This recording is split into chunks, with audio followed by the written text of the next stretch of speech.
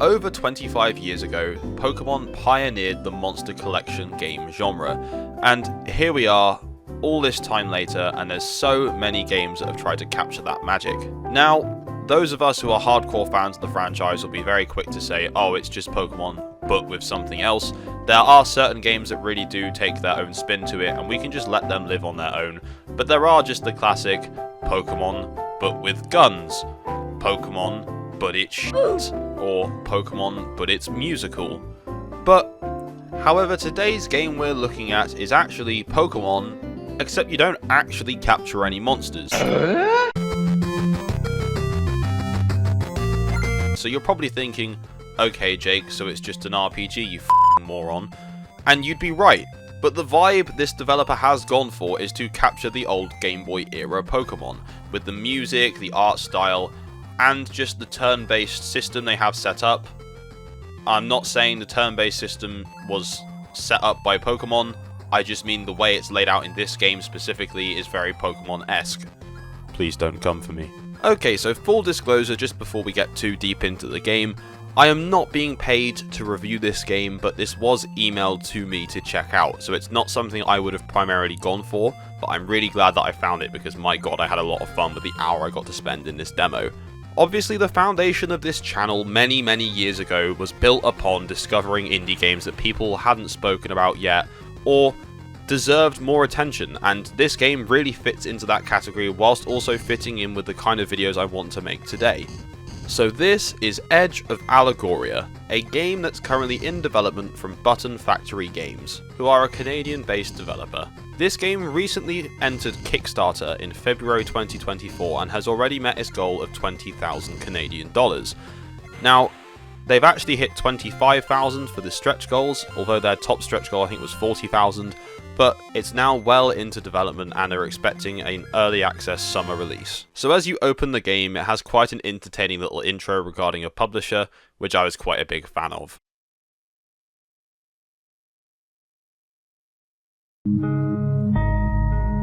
I must admit I was a little skeptical about this game because the tagline for the game is "This ain't no f***ing kids game," and that to me just screamed like edgy 2000s-ness, and I don't know how I felt about that.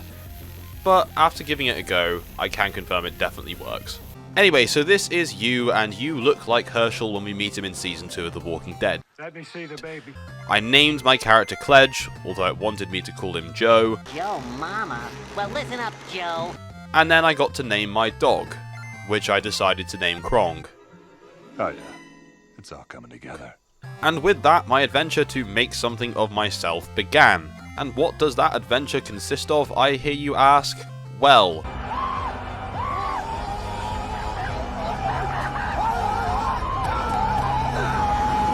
yeah, so pretty much it's just about being violent.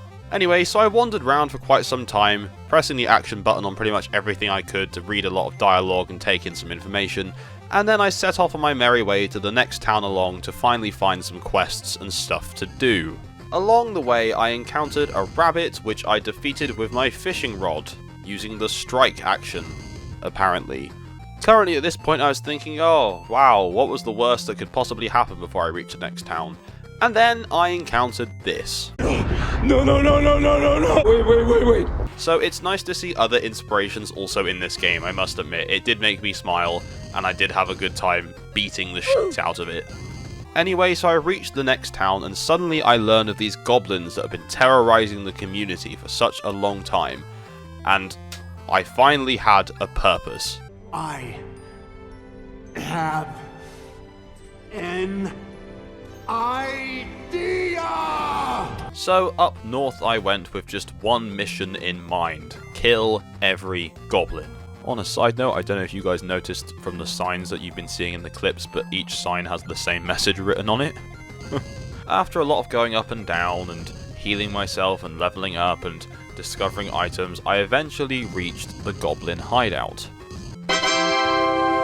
So instead of having different Pokemon learn different moves, in this game you simply buy or find different weapons / items that give you different moves to master. Each time you get a new weapon or item, I equipped it and made sure to get it mastered and then moved on to the next one. If you found one and did not master the skill and then ended up getting knocked out or killed, then you would have to start again mastering that particular skill. It's quite a cool mechanic, and I think it's going to be very cool when the game actually comes out, because I can imagine there's going to be a very wide range of strange weapons that you can use. By the time I finished the demo, I think I'd used a big sword, a bow, and the fishing rod, but there were some other options I could purchase in the shops in the few towns I could get into, but I chose to just stick with the few I found. Another thing this game does very well is the dialogue. I was really worried about the dialogue going into this game because I played Pokémon Uncensored Edition, that horrendous, poorly aged ROM hack from back in the day, where just being offensive and rude was considered funny. Don't get me wrong, there's still a lot of that here, but it's also quite clever. There's a lot of sarcasm, there's some clever jokes, mixed in with the obvious, like, haha, look, it's Pokémon, but everyone swears. This is a game made for the people who were younger when they played the Game Boy Pokémon games and such things, who are now about my age and a little bit older, because they'll appreciate this kind of game that much more. On top of that, the art style is fantastic, it looks great, and on a massive PC screen, the Game Boy-esque style really, really works. All the models are drawn up amazingly, the goblins look creepy as shit. Holy crap! You are creepy as shit. The mimics look creepy as well. There's just a lot of cool stuff going on, and again, I have to say the soundtrack really fits the mood as well. Basically, what I'm trying to say is I'm very excited for this game to come out so I can fully experience everything that's going to be put in there. And from the most recent update, the bulk of the work left remaining is actually for the final boss, so it is nearing completion. So I fought my way through the goblin hideout, killing goblins, mimics, giant rats, until eventually I reached the Goblin King, where we in fact discover that the goblins were here first and the humans treated them this way, and that is why they're retaliating. Obviously anyone else would probably feel bad for these goblins, but we just killed him anyway. So after killing the Goblin King, I thought, oh, this is probably the end of the demo. We won't be able to go any further, but I was wrong. There is actually more to this demo than meets the eye. Don't know why I just quoted Transformers there, but that's fine. So I headed back to the town to inform them that I'd freed them from the reign of goblins, to discover that the goblins had in fact retaliated and destroyed my house. Alright, let's see what this is about. Where the fuck is everyone? So after finding some more in-game lore, I head towards the forest in search of this forest deity that could grant me some better protection. On my way, I encounter a new type of monster, which was very cool, and then eventually come across the deity herself, thinking it would just be a simple conversation. Oh no, I also have to fight her as well. I'm assuming she has some power where upon being killed, we get protection? I don't know, but that's what the game implies. Anyway, I started blasting. Bang! Bang! So with the deity now dead and our protection granted, there was one more kind of monster I had not yet discovered in this demo, and that was the troll. So I did a bit of exploring on this route, found all the items, killed some trolls, and that pretty much took us to the end of the demo. It did tell me there was a secret waiting for me on one of the routes, and I must admit I walked around for another half an hour, but I could not find anything, so I'm sure I'd pretty much covered everything there was to do in this demo. All in all, I had a really good time playing this game. It's a lot of fun, it's challenging enough so that I actually had to think, but not so challenging that I just didn't want to play. And on the other hand, it wasn't so mind-numbingly easy that I didn't actually have to think whilst playing it, which is basically what Pokemon has become these days. Or maybe I was just a really stupid child and just wasn't very good at Pokemon when I was younger, and it's in fact always been easy. I don't know. I'd like to think it used to be challenging, but I've probably just got better as I've got older. The demo is out on Steam, and you can go on the Steam page and wishlist the game.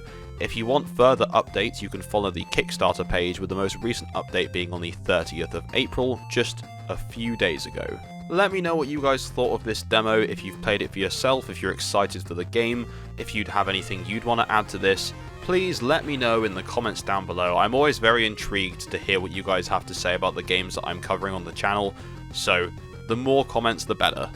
Anyway, that takes us to the end of our time with Edge of Allegoria, at least until the game releases, that is. So for now, as always, thank you very much for watching. Please don't forget to like the video, subscribe and tap the bell for notifications. And as always, I will see you in next week's video. Bye bye.